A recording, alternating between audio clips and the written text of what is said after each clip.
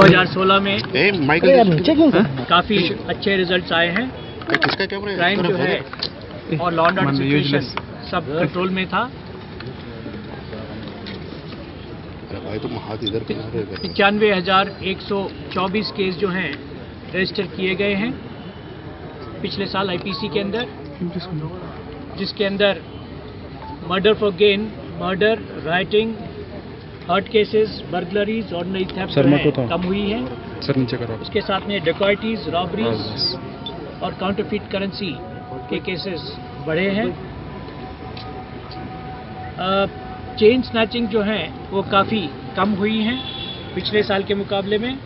पिछले साल 1418 chain snatching के केस हुए थे, जो कि इस बार घटकर 958 हुए हैं।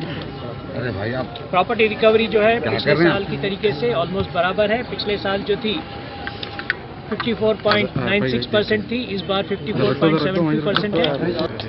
जेंडर क्राइम भी कम हुआ है। टोटल 12,422 केस जो पिछले साल हुए थे उसके मुकाबले इस बार 12,281 केस हुए हैं। तुम्हारा पकड़ लो खाली। और जिसके अंदर कमी जो आई है वो डाउरी मर्डर, डाउरी डेथ के अंदर, सुसाइड अबैटमेंट के अंदर, harassment, murder, outraging modesty, bigamy के केसेस कम हुए हैं, जबकि किडनैप, अबडक्शन, रेप और डाउरी प्रोहिबिशन एक्ट के अंदर केसेस थोड़े बड़े हैं। जनरली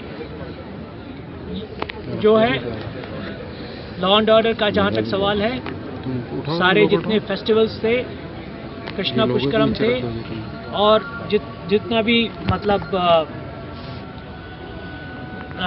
बाई इलेक्शंस हुए हैं 2 नारायणखेड़ के अंदर, और वो सब जो है पीसफुल तरीके से हुए हैं और किसी भी तरह की कहीं पर भी कोई प्रॉब्लम नहीं है। कम्युनल फ्रंट के ऊपर, LWE एक्सट्रीमिज्म के ऊपर कहीं पे भी किसी तरह की प्रॉब्लम नहीं हुई है। और तेलंगाना पुलिस को कई अवार्ड भी मिले हैं जिनकी वजह से तेलंगाना पुलिस का नाम ऊंचा हुआ है।